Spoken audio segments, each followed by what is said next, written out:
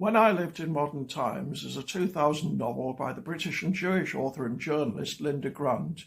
Although it won the prestigious Orange Prize for Fiction, it's less well known than it ought to be nowadays, partly because its triumph was almost instantly marred by accusations of plagiarism.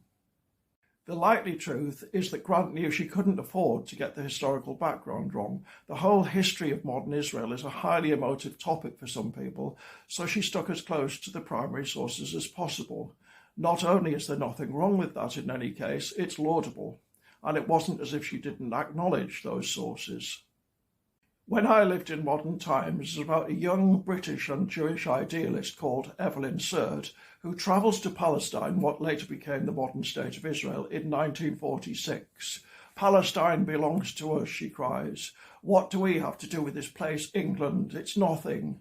Only the birth of our own country can avenge the death of the 6 million.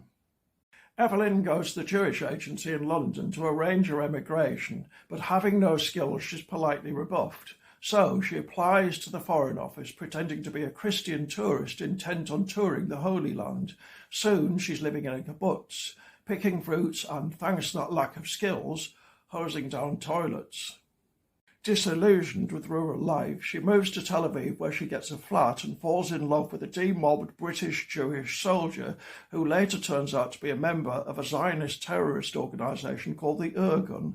She throws her lot in heart and soul with him, or she thinks she does. There's a lot in this novel to suggest she doesn't really know who she is, and that she may be in many ways more British than would be Palestinian. What distinguishes this novel is its panoramic, non-judgmental picture of Israel before it became Israel, and the way it manages to continually surprise the reader. For most of the novel, we see events through Evelyn's eyes, and we get the sense that in identifying with her, we may be being subtly asked to condone terrorism. But the last 25 pages completely pull the rug out from all that. The ending is as satisfying as an ending should be.